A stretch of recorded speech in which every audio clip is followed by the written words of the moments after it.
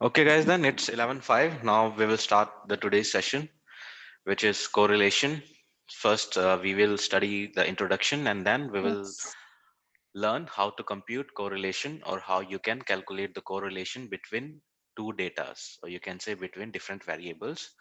ठीक है, so correlation मैंने कल बताया था, आपको समझ में आ गया होगा। correlation में क्या होता है, we have two data, data एक भी हो सकता है या डेटा दो डेटा हो सकते हैं या फिर डेटा एक में दो वेरिएबल हो सकते हैं, दो चीजें हम ऑब्जर्व कर रहे होंगे या फिर हमारे पास दो डेटा भी हो सकते हैं।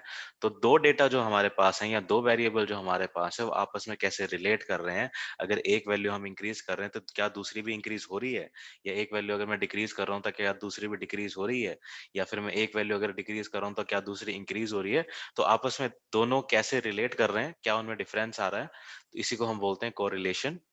So today we will start with concept of correlation and direction, magnitude of correlation. Direction क्या होता है, कैसे होता है correlation में, और magnitude हम कैसे calculate करते हैं.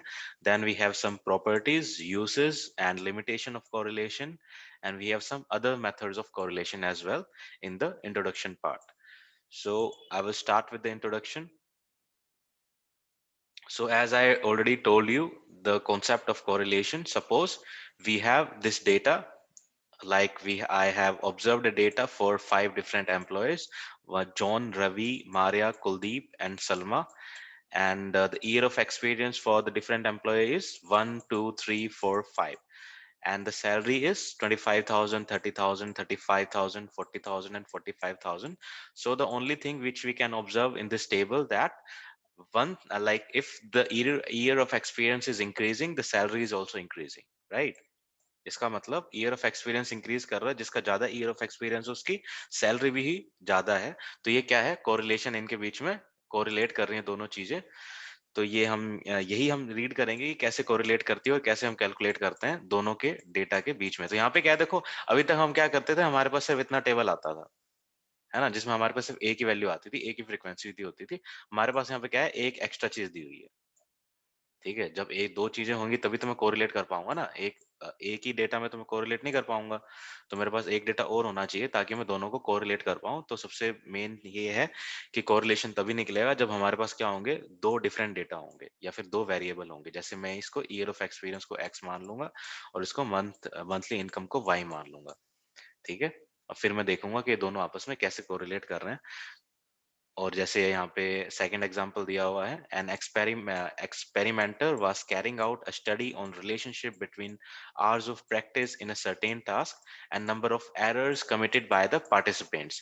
कि रहमान ने 4 आवर्स का प्रैक्टिस की है, सोफिया ने 5 आवर्स की प्रैक्टिस की है, नवजोत ने 7 आवर्स की प्रैक्टिस की है, अंजलि ने 1 आवर, राहुल ने 2 आवर्स। तो यहाँ पे देखो, अगर जिसने 4 आवर्स प्रैक्टिस की है उसकी एरर्स कितनी है, 20। जिसने 5 आवर्स प्रैक्टिस की है उसकी कितनी एरर आई है, 12। जिसने 7 आवर्स प्रैक्टिस की है उसकी एरर आई है 8।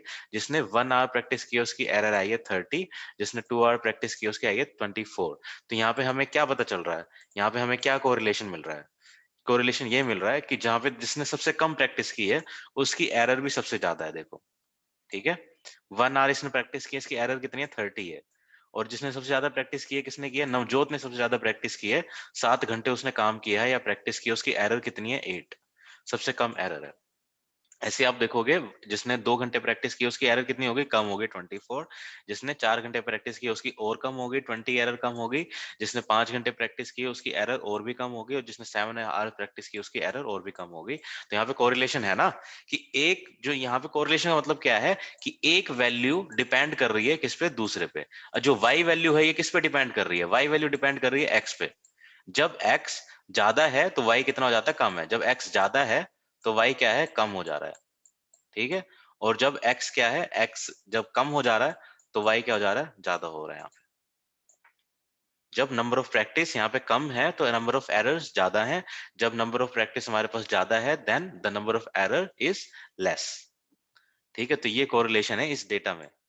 तो यही हमें देखना है कि कोरिलेशन क्या होता है, कोरिलेट हम कैसे करते हैं और वो उसको कैलकुलेट कैसे करते हैं, इनको कंपेयर कैसे करते हैं। ये तो मैं वर्बली बता रहा हूँ ना, जो हमें देखने से पता चल रहा है, लेकिन इसको मैथमेटिकल कैसे एक्सप्रेस करूंगा, मैं मैथमेटिकल में कैसे कैलकुलेट करूंगा, कैसे एक डेटा बताऊंगा कि इनके बीच में इतना कोरिलेशन है, इस डेटा में इतना कोरिलेशन है। तो यही हमें कैलकुलेट करना सीखना है कि कोरिलेशन हम कैसे कैलकुलेट करते हैं, क्या हमारा मेथड होता है कि हम दो डेटा को या दो वेरिएबल्स को आपस में कैसे कंपेयर करेंगे।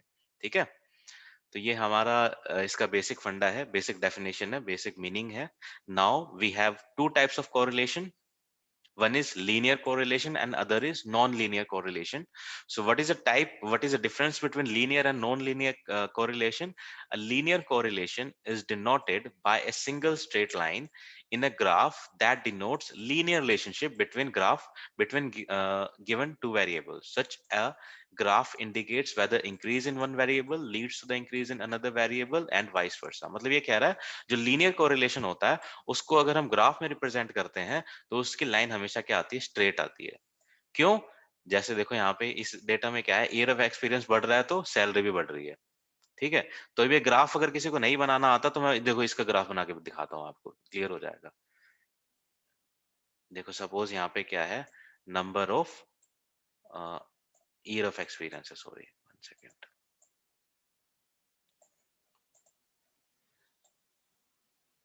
ये सपोज मेरे पास ईयर ऑफ एक्सपीरियंस है, year of experience Y O E से इसको डिनोट कर देता हूँ। ठीक है, और यहाँ पे मेरे पास क्या है, इस साइड है मेरी इनकम। ठीक है, अगर इस साइड में इनकम, अगर वाई एक्सिस, इसको वाई एक्सिस बोलते हैं, मैंने बताया ना, जो वर्टिकल होती है उसको हम वाई एक्सिस बोलते हैं, और जो हॉरिजेंटल होती है, जो लेटी हुई लाइन होती है उसको हम बोलते हैं एक्स एक्सिस। तो यहाँ पे एक्स एक्सिस किसको X रिप्रेजेंट कर axis, रही है, yes. ईयर ऑफ एक्सपीरियंस को रिप्रेजेंट कर रही है। यहाँ पे वाई एक्सिस किसको रिप्रेजेंट कर रही है, वाई एक्सिस रिप्रेजेंट कर रही है इनकम को रिप्रेजेंट कर रही है। तो अब यहाँ पे देखो कि सपोज यहाँ पे ईयर ऑफ एक्सपीरियंस है, ये आपका 1, ये आपका 2, ये आपका 3, ये आपका 4 and then we have 5 suppose. ठीक है, और यहाँ पे अगर मान लो यहाँ पे आपका 25,000, ठीक है, ये फिर 30 देन 35, यहाँ पे लिख देते हैं कोई नहीं, देन 40। तो यहाँ पे देखो ग्राफ कैसा बनेगा, जब ये number of year of experience 1 है तो सैलरी कितनी है 25, सपोज मैंने यहाँ पे पॉइंट लगा लिया। ठीक है, तो ग्राफ कैसे बनता है मैं आपको बता देता हूँ, सिखा देता हूँ। जब ईयर ऑफ एक्सपीरियंस 1 है तो यहाँ पे 25 सैलरी है, तो मेरा ग्राफ कहाँ बनेगा, देखो ये पॉइंट आएगा ना, ये वाला पॉइंट आएगा, देखो। हाँ ठीक हाँ। है, देन जब number of year of experience 2 था तो सैलरी मेरी कितनी होगी, 30 होगी, तो मेरा पॉइंट यहाँ पे आएगा, इसके इसके स्टेट में और इसके सामने, इसके 30 के सामने और 2 के सामने, यहाँ पे मेरा पॉइंट आएगा। देन जब number of year of experience 3 थे तो मेरी सैलरी कितनी होगी, 35 होगी। ठीक है, तो यहाँ पे आ जाएगा। जब मेरा ईयर ऑफ एक्सपीरियंस 4 था तो सैलरी कितनी होगी मेरी, 40 होगी, तो यहाँ पे आ जाएगी। ठीक है, तो जब मैं इन सब पॉइंट्स को मिलाऊंगा तो मेरी लाइन कैसे आएगी, ये वह लाइन आएगी ना। Yes. ठीक है, तो जब भी क्या होता है, जब भी हमारे पास पॉजिटिव रिस्पांस होता है, यहाँ पे पॉजिटिव रिस्पांस है, पॉजिटिव रिस्पांस मतलब यहाँ पे सपोज ईयर ऑफ एक्सपीरियंस आपका एक्स है और मंथली इनकम आपकी वाई है, तो यहाँ पे क्या हो रहा है, जब ईयर ऑफ एक्सपीरियंस बढ़ रहा है, इंक्रीज कर रहा है, तो हमारा नंबर ऑफ इनकम भी इंक्रीज कर रही है। ठीक है, Hmm. एक इंक्रीज कर रही है तो दूसरे भी इंक्रीज कर रही है, तो इसको हम बोलते हैं पॉजिटिव इंपैक्ट। ठीक है, कि मतलब पॉजिटिव हो रहा है ना, दोनों यहाँ पे पॉजिटिव चीज हो रही है। तो यहाँ पे क्या, ऐसे हमेशा ऐसा लाइन ऑफ ग्राफ बनेगा, हमेशा आपकी स्ट्रेट लाइन आएगी और इस डायरेक्शन में आएगी, ये वाली लाइन बनेगी आपकी हमेशा। ठीक है, जब क्या होती है, जब एक वैल्यू इंक्रीज कर रही है तो दूसरी वैल्यू भी इंक्रीज कर रही है, या फिर एक वैल्यू डिक्रीज कर रही है तो दूसरी वैल्यू भी क्या कर रही है, डिक्रीज कर रही है, दोनों क्या है, सेम है। लेकिन अब अगर हम इस ग्राफ की बात करूं मैं, जो नीचे जो दूसरा डेटा मेरे पास दिया हुआ है, अगर इसकी बात करूं, उसमें क्या है, उसमें तो ऑपोजिट है। एक्स जब इंक्रीज कर रहा है तो वाई क्या कर रहा है, डिक्रीज कर रहा है। ऐसा ही ना यहाँ पे, जब नंबर ऑफ जो आवर्स ऑफ प्रैक्टिस है मेरे ज्यादा है, जब आवर ऑफ प्रैक्टिस मेरे ज्यादा है तो नंबर ऑफ एरर्स मेरी क्या है, कम है। एक्स मान लो अगर मेरी आवर्स ऑफ प्रैक्टिस है ये मेरी ज्यादा है, तो नंबर ऑफ एरर अगर मैं वाई में लूं तो ये क्या हो जा रही है, कम हो जा रही है। तो ये कितना ऑपोजिट है ना, ये दोनों एक दूसरे से, एक बढ़ रही है तो दूसरी घट रही है। ठीक है, तो अगर मैं ग्राफ बनाऊं, इसका अगर मैं ग्राफ बनाऊं तो इसका ग्राफ बनेगा ऐसे, एक्स एक्सिस वाई एक्सिस। अगर किसी को नहीं पता हो तो मैं बता देता हूँ। सपोज ये हमारा आर ऑफ प्रैक्टिस हो जाएगा इधर। अगर हम एक्स में मैं ले लूँ आर ऑफ प्रैक्टिस, और मैं वाई एक्सिस में ले लूँ क्या, नंबर ऑफ एरर्स। एरर्स, ठीक है। तो सपोज आर ऑफ प्रैक्टिस यहाँ पे 1 2 3 4, ठीक है, 1 2 3 4। तो यहाँ पे देखो जब 1 थी मेरी, और यहाँ से अगर मैं लूँ नंबर ऑफ प्रैक्टिस कैसे आ रही है यहाँ पे, ठीक है, 10 ऐसे ले लेता हूँ, 10 20 30, ठीक है, ऐसे ले लेता हूँ। चलो, तो जब मेरा नंबर ऑफ प्रैक्टिस कितनी थी, 1 थी, तो मेरा कहाँ पे वैल्यू आ रही थी, जब मेरा 1 आवर प्रैक्टिस थी तो मेरी एरर कितनी आ रही थी, 30 आ रही थी। तो जब 1 है तो मेरी एरर आ रही है यहाँ पे, ये पॉइंट मेरा बन जाएगा, ठीक है। तो जब मेरे 2 घंटे प्रैक्टिस थी तो मेरी एरर कितनी आ रही है, 24। तो 24 सपोज मेरा यहाँ पे आएगा, तो ये यहाँ पे आएगी वैल्यू, ठीक है। यहीं पे आ रही है ना इसकी, देखो इसके स्ट्रेट में, और यहाँ पे 24 मेरी इसके आसपास ही आएगी, यहाँ पे ही आएगी। देन नंबर ऑफ अगर नंबर ऑफ प्रैक्टिस मेरी 4 आवर्स है, तो मेरी कितनी 20 आ रही, 4 आवर्स मेरी 20 आ रही है। तो ये मैं लाइन थोड़े ग्राफ ग्राफ में क्या है, पूरा सही नहीं बना रहा हूँ ना, इसलिए यहाँ पे थोड़ा गड़बड़ हो जाएगी, लेकिन ये यहाँ पे ऐसी ही आएगी, इधर इस लाइन पे ही आएगी वैल्यू, ठीक है। तो हमारा ये जब भी नेगेटिव होगा ना, जब एक वैल्यू इंक्रीज करेगी एक वैल्यू डिक्रीज करेगी, तो हमारा ग्राफ हमेशा ऐसे बनेगा जैसे मैंने इधर बनाया। मतलब इस ग्राफ से मतलब क्या है, इस ग्राफ का मतलब ये है कि एक वैल्यू इंक्रीज कर रही है तो दूसरी वैल्यू क्या कर रही है, डिक्रीज कर रही है, ठीक है। और जब मेरे पास ऐसा ग्राफ होगा, इसका मतलब ये है कि जब एक वैल्यू इंक्रीज कर रही है तो दूसरी वैल्यू भी इंक्रीज कर रही है। ये दोनों टाइप के ग्राफ को, जब इन दोनों टाइप का कोरिलेशन होगा ना, या तो ऐसे वाला या फिर नीचे वाला, तो हम क्या बोलते हैं, उसको हम बोलते हैं लीनियर कोरिलेशन, ठीक है। So linear correlation is denoted by a single straight line.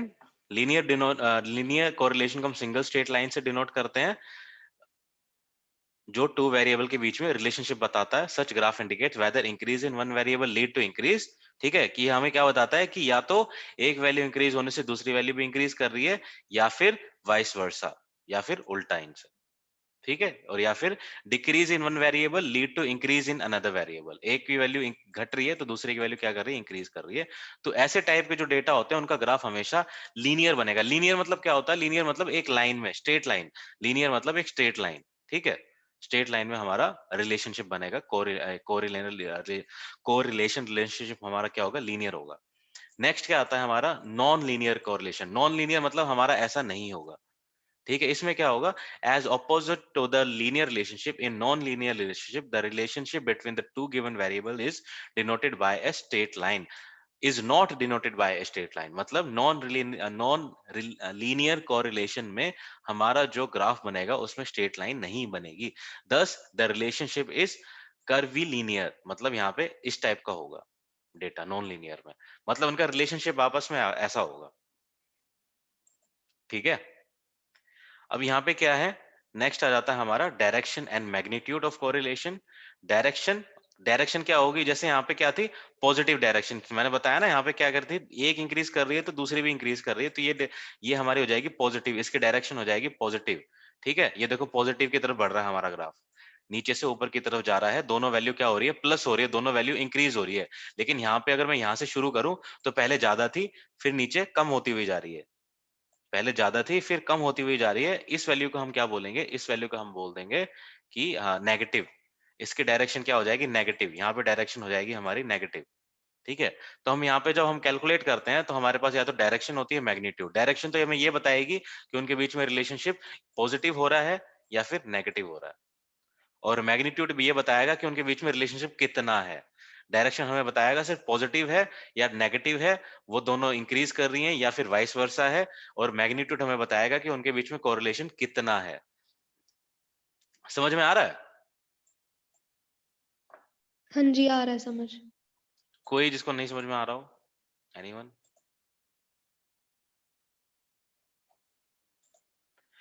तो यहाँ पे क्या है, पॉजिटिव कोरिलेशन में मैंने बताया, पॉजिटिव कोरिलेशन में देखो ऐसे ही बन रहा है ना ग्राफ। यहाँ पे क्या है, इन्होंने स्टार बनाया हुआ है, इसको हम स्कैटरिंग बोलते हैं। इन्होंने क्या किया हुआ है, वेरिएबल ए और वेरिएबल बी को, दोनों को यहाँ पे बनाया हुआ है, ठीक है। एक सेम ही है, इसको आप लाइन भी अगर आप ऐसे कंसिडर करोगे तो भी सेम बात है। इसमें कंफ्यूज मत होना। अब इस इन्होंने क्या है, एक दूसरा फॉर्म यूज किया है ग्राफ बनाने का। इन्होंने किसको बोलते हैं, स्कैटरिंग, स्कैटर ग्राफ बोलते हैं इसको, स्कैटर ग्राफ बोलते हैं। इन्होंने यहाँ पे इसको यूज किया है, अलग अलग वेरिएबल्स को स्टार से इन्होंने डिनोट किया है, ठीक है। वेरिएबल ए भी है इसके अंदर, वेरिएबल बी भी है, और ये क्या कर रहे हैं, इंक्रीज कर रहे हैं। इनका देखो वेरिएबल ए यहाँ पे था, बी यहाँ पे है, सी, ये ऐसे सब इन्होंने वेरिएबल इन्होंने यहाँ पे डिनोट कर दिए। तो ये क्या कर रहे हैं, इनकी लाइन कैसे बन रही है, यही वाली लाइन बन रही है ना, स्ट्रेट लाइन। और ये स्ट्रेट लाइन कौन सी होती है, पॉजिटिव को बताती है, जैसे मैं हमने ऊपर अभी देखा। यहाँ पे जो हमारा ग्राफ बना था, ये क्या बना था, पॉजिटिव बना था, क्योंकि यहाँ पे जब एक वैल्यू इंक्रीज कर रही थी तो दूसरी वैल्यू भी इंक्रीज कर रही थी, इसलिए हमारा ग्राफ क्या बना, ये वाला ग्राफ बना। तो जब दोनों इंक्रीज कर रही हैं, मतलब दोनों सेम है, एक इंक्रीज कर रही है, दूसरे भी इंक्रीज कर रही है, तो इसको हम बोलते हैं पॉजिटिव डायरेक्शन। तो पॉजिटिव डायरेक्शन में हमारे पास हमेशा इस तरह का ग्राफ बनेगा। ये थ्योरी है। इसमें लेकिन बोलो। पॉजिटिव कोरिलेशन में मतलब ये होगा कि अगर वेरिएबल ए बढ़ रहा है तो वेरिएबल बी भी बढ़ेगा, और अगर ए अगर घट रहा है तो बी भी घटेगा। एग्जैक्टली मतलब डायरेक्ट रिलेशन होगा, इसमें ये एग्जैक्टली बोल रहे हैं ना। एग्जैक्टली, तो दोनों डिक्रीज भी सेम तो है। शो होगा। क्या होगा, मतलब अगर वेरिएबल ए घटेगा तो बी भी घटेगा, तो वो भी तो इसी के अंदर आ रहा है। हाँ वो भी इसके अंदर आएगा, वो भी इसके अंदर आएगा, बिल्कुल वो भी इसके अंदर आएगा। जब नेगेटिव में क्या होगा, नेगेटिव में होगा ये, में इनवर्स रिलेशन होगा। हाँ ठीक है, नेगेटिव में इन्वर्स हो जाएगा, इंक्रीज डिक्रीज कर जाएगी वैल्यू, ठीक है। यहाँ पे क्या हो रहा है, दोनों इंक्रीज कर रही है, ठीक है। तो ये थ्योरी है, इसमें ज्यादा ऐसा कुछ है नहीं यार बताने के लिए। मैं सही बताऊं तो जस्ट एक नॉर्मल डेफिनेशंस है, मेन तो हमारा कैलकुलेट करने का आएगा इसके बाद, ठीक है। नेगेटिव में क्या होता है, नेगेटिव में वैल्यूज डिक्रीज कर जाती हैं, ठीक है। और नॉन रिलेशन और नॉन कोरिलेशन या जीरो कोरिलेशन में होता है कि उनके बीच में कोई भी रिलेशन नहीं होता है, ठीक है। जब उनके बीच में कोई भी रिलेशन नहीं होता तब हम उसको बोलते हैं नो कोरिलेशन या फिर जीरो कोरिलेशन। कि मतलब दो एक्स वैल्यू है, वाई वैल्यू है, ये दोनों आपस में क्या कर रही हैं, कोई भी, सपोज यहाँ पे 1 है तो यहाँ पे 10 है, तो यहाँ पे 2 है तो यहाँ पे कुछ भी वैल्यू, यहाँ पे 25 वैल्यू है, और अगर यहाँ पे 3 है तो यहाँ पे 70 है, तो यहाँ पे हम कुछ पता चल रहा है, कोई रिलेशन पता चल रहा है कि क्या हो रहा है। या फिर अगर मैं ऐसे 4 कर दूं और यहाँ पे मैं लिख दूं 13, तो अब इनके बीच में कोई रिलेशन पता चल रहा है आपको, कुछ भी नहीं पता चल रहा कि भाई ए अगर x इंक्रीज कर रही है तो y इंक्रीज कर रही है क्या, ऐसा भी कुछ कंफर्मेशन नहीं दे सकता मैं। या फिर x डिक्रीज कर रही है तो y डिक्रीज कर रही है क्या, कोई भी कंफर्मेशन नहीं दे सकता। जब वहां पे कोई भी हमें रिलेशनशिप अगर हमें नहीं दिखाई देता, कोई भी हमें उनके बीच में कोई भी अगर कंपैरिजन अगर हमें नहीं दिखाई देता, तो हम उसे बोलते हैं जीरो कोरिलेशन या फिर नो कोरिलेशन, ठीक है। और इसका क्या कहते हैं, स्कैटर जीरो ग्राफ। कोरिलेशन में नॉर्मल ग्राफ कैसे बनेगा? इसमें नहीं, इसमें कोई नॉर्मल ग्राफ नहीं बनेगा यहाँ पे, इसलिए इन्होंने स्कैटर ग्राफ का यूज किया हुआ है। अब मैं इसको कोई ग्राफ कैसे थोड़ा ना बनाऊंगा, इन्होंने इसलिए यहाँ पे ऐसे सब अलग अलग दिए हुए हैं। ये स्टार मतलब स्टार क्या है ना, इसमें वेरिएबल ए भी है, सपोज ये ए वेरिएबल है, ये स्टार बी वेरिएबल है, ये भी ए वेरिएबल है, ठीक है। यहाँ पे अलग अलग वैल्यूज हैं, बी वाला है, ए वैल्यूज है, तो यहाँ पे अलग अलग स्टार रिप्रेजेंट कर रहा है, अलग अलग वैल्यूज की पोजिशन को डिफाइन कर रहा है, ठीक है। तो इसलिए यहाँ पे अलग अलग पोजीशन आ रही है, इसका मतलब यहाँ पे कोई भी रिलेशनशिप ही नहीं है इनके बीच में, इसलिए इसका ऐसा आ रहा है। यहाँ पे क्या आ रहा था, एक पैटर्न बना रही है ना सारी वैल्यूज, एक पैटर्न बना रही है, इसलिए हमारा ग्राफ क्या आ रहा था, ये वाला ग्राफ आ रहा था। यहाँ पे भी क्या, एक पैटर्न बना रही थी सारी वैल्यूज। वैल्यूज को यहाँ पे मैंने डिनोट किया है, सिर्फ पोजीशन उनकी यहाँ पे बताई है कि वेरिएबल ए अगर यहाँ पे है, बी दूसरा यहाँ पे है, सी यहाँ पे है, तो सारी आसपास हो रही है। तो ये एक पैटर्न बना रही है, कौन सा पैटर्न बना रही है, ये इस वाली लाइन का पैटर्न बना रही है। तो इस वाली लाइन का पैटर्न अगर बन रहा है तो हमारे पास है पॉजिटिव कोरिलेशन। अगर इस वाली लाइन का पैटर्न हमारे पास बनेगा तो हमारा बन जाएगा नेगेटिव कोरिलेशन। और जब हमारे पास कोई भी पैटर्न अगर नहीं बन रहा है, इसका मतलब क्या है कि वहां पे जीरो कोरिलेशन है, कोई कोरिलेशन नहीं है। अगर मैं इसको रीड करूं, it may so happen that there is no relationship between the two variables.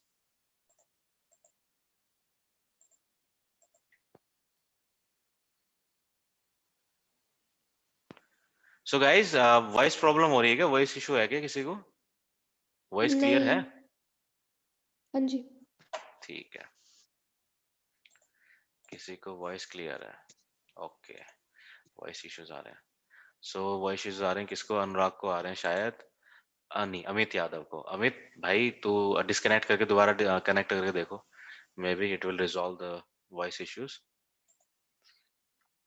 सो अभी नेक्स्ट हमारा क्या आता है, नेक्स्ट हमारा आता है मैग्नीट्यूड ठीक है, ये तो हमें पता चल गया। डायरेक्शन पता चला हमें, पॉजिटिव डायरेक्शन होगी या नेगेटिव होगी या उनके बीच में कोई भी कोरिलेशन नहीं होगा। तो कैसे रिप्रेजेंट करेंगे? नाउ द मैग्नीट्यूड, कि उनके बीच में कोरिलेशन कितना है। अभी तो हम ये पता चल गया कि पॉजिटिव है या नेगेटिव है, अभी हम ये पता करना है कि कितना है। तो कितना हम कैसे यूज करते हैं? यहाँ पे एक वो होता है कि +1 से लेके -1 तक हम एक वैल्यू यहाँ पे लेते हैं, ठीक है, और उससे हम डिनोट करते हैं, उससे हम पता करते हैं कि देखो यहाँ पे टेबल दिया हुआ है, interpretation of coefficient of correlation. अगर कोफिशिएंट ऑफ कोरिलेशन ये कैलकुलेट करके निकालेंगे हम, ठीक है। अब ये मत सोचना कि नया वर्ड के आगे कैलकुलेट करके हम जब कोरिलेशन का कोफिशिएंट निकालेंगे नेक्स्ट यूनिट में, तो जब हम कैलकुलेट करके वैल्यू निकालेंगे, अगर वो +1 या -1 है, या तो +1 या -1 है, इसका मतलब ये हो जाएगा this can be interpreted as a correlation that is perfect, though the direction could be positive और नेगेटिव। जैसे अगर सपोज 0.91 से लेके 0.91 से लेके 0.99 तक आ रही है, प्लस या माइनस से लेके, तो कोरिलेशन इज वेरी हाई। अगर 0.71 से वैल्यू, अगर 0.90 तक वैल्यू आ रही है, तो इसका मतलब कोरिलेशन हाई है, ज्यादा है। अगर 0.41 से 0.70 तक आ रही है, तो कोरिलेशन मॉडरेट है। अगर 0.21 से 0.40 तक के बीच में वैल्यू आ रही है, तो इसका मतलब कोरिलेशन कम है। अगर 0 से +-0.20 तक वैल्यू आ रही है, तो कोरिलेशन नेग्लिजिबल है, मतलब है तो, लेकिन ना के बराबर है। अगर वैल्यू अगर हमारी 0 आ जाती है, इसका मतलब है कि उनके बीच में कोई भी कोरिलेशन नहीं है। तो कैसे कैलकुलेट कैसे करते हैं और ये वैल्यूज क्या है, हम कैसे कैलकुलेट करेंगे, ये हम सीखेंगे नेक्स्ट चैप्टर में। ठीक है, बस आप ये देख लो कि हम यहाँ पे कोरिलेशन जो हम कैलकुलेट करते हैं, मैग्नीट्यूड जो निकालते हैं कि उस कोरिलेशन कितना है, तो ये -1 से लेके +1 के बीच में ही इसकी वैल्यू आएगी हमेशा। ठीक है, जब कैलकुलेट करेंगे तब आपको पता चल जाएगा कि ऐसा क्यों होता है। तो इसकी कोरिलेशन की वैल्यू हमेशा आती है -1 से लेके +1 तक। तो अगर -1 या +1 है, तो इसका मतलब हो जाता है कि उनके बीच में कोरिलेशन एकदम परफेक्ट है, या तो पॉजिटिव होगा या नेगेटिव होगा, लेकिन होगा उनके बीच में। लेकिन अगर ±0.91 से लेके 0.99 तक आती है, तो कोरिलेशन बहुत ज्यादा है। अगर 0.71 से लेके 0.90 तक आ रही है, तो कोरिलेशन बहुत ज्यादा से थोड़ा कम है, ज्यादा तो है लेकिन बहुत ज्यादा से थोड़ा कम है। और 0.41 से लेके 0.70 तक अगर हमारा आंसर आएगा, इसका मतलब कोरिलेशन क्या है? मॉडरेट है, ना तो बहुत ज्यादा है ना तो बहुत कम है।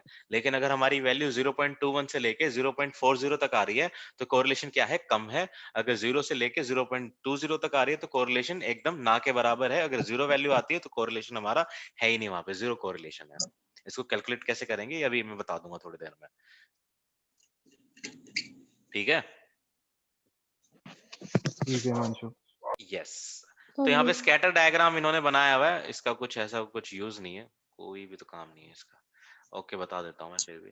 One way in which relationship between two variables can be denoted is by using scatter diagram. Scatter diagram is also called a scatter plot or a scattered gram. It is drawn by plotting the two variables in the same graph, that is variable a on y-axis and variable b on x-axis. ठीक है, तो वही 6.3, 6.4, 6.5, जो 6.3, 6.4, 6.5, ये 6.5, 6.4 और 6.3, तो ये बता दिया ना, स्कैटर डायग्राम ही हम इसको बोलते हैं। किसको बोलते हैं? जब हम वेरिएबल ए को और वेरिएबल बी को एक्स और वाई एक्सिस में उनकी पोजीशन को डिनोट करते हैं, उनकी पोजीशन वहां पे मार्क करते हैं, तो जो हम यहाँ पे डायग्राम बनता है या जो हमारा यहाँ पे ग्राफ बनता है, इसको हम बोलते हैं स्कैटर ग्राफ। ठीक है, पैसे तो बराबरी की चेन छोड़ो, साले बढ़िया कलर लाएंगे ये। तो यहाँ पे क्या साले बता उधर रहा है, अब यहाँ पे आगे है फॉर एग्जाम्पल। अभी ये पता नहीं इन्होंने यहाँ पे क्यों दिया हुआ है, इन्होंने इग्नो मटेरियल ऐसा है। ऊपर बता दिया स्कैटर डायग्राम, डेफिनेशन नीचे दी हुई है। सारा डायग्राम इन्होंने ऊपर बना दिया और डेफिनेशन इन्होंने लास्ट में दी हुई है। और इसका टेबल का इस डेफिनेशन के साथ कोई रिलेशनशिप नहीं है। इग्नो मटेरियल में बहुत ज्यादा हमारे पास थोड़ी थोड़ी मिस्टेक्स हैं, तो छोड़ो, लीव करो, कोई दिक्कत नहीं है। हमें यहाँ पे देखना है क्या है। तो यहाँ पे सपोज करो हमें स्टडी करनी है, रिलेशनशिप देखना है, mark obtained by 5 students in psychology and sociology. Peter कोई स्टूडेंट है, उसके साइकोलॉजी में 25 मार्क्स हैं, सोशियोलॉजी में 26 हैं। उसके सारिका है कोई लड़की, उसके 45 मार्क्स साइकोलॉजी में है और 42 सोशियोलॉजी में है।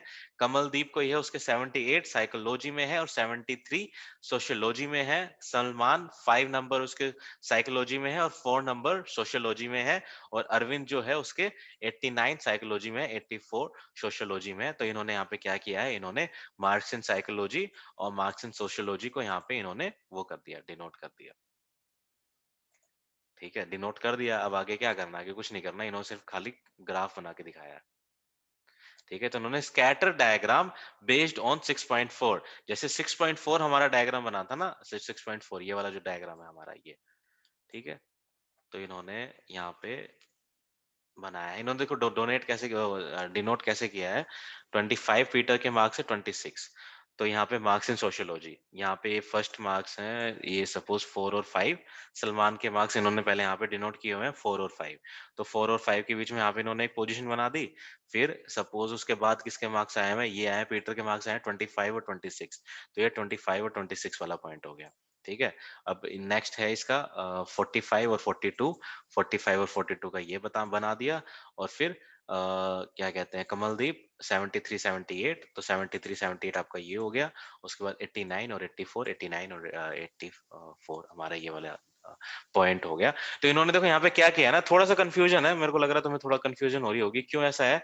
यहाँ पे इन्होंने क्या किया है, एक ही पॉइंट में ये जो स्क्वायर बना रखा है ना, इस पॉइंट में इन्होंने दोनों मार्क्स को डिनोट किया है। पीटर के मार्क्स 25 और 26 आए हैं, तो 25 और 26, 25 और 26 इन्होंने कहाँ पे डोनेट किया है, एक सेकंड रुको।